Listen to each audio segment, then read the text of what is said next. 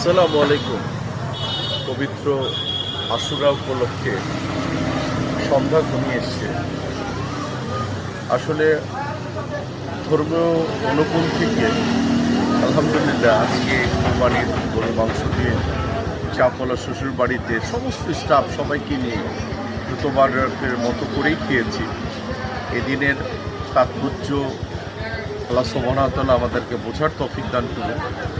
আর গভর্নমেন্টের ছুটি উপলক্ষে আমি এই মুহূর্তে চাপলা শ্বশুরবাড়ি ঔরঙ্গাবাদ মানিকগঞ্জেই আছি। হোপফুলি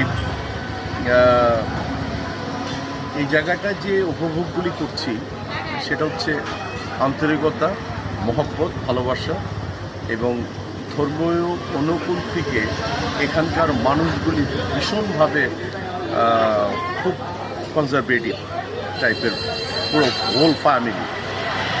দেন আলহামদুলিল্লাহ আপনাদের দোয়াতে এগিয়ে যাচ্ছে শ্বশুরবাড়ি এবং আপনাদের ভালোবাসা, আপনাদের আনন্দ, আপনাদের মহব্বত চাপলা শ্বশুরবাড়ির জন্য অনেক বড় ভূমিকা রাখবে।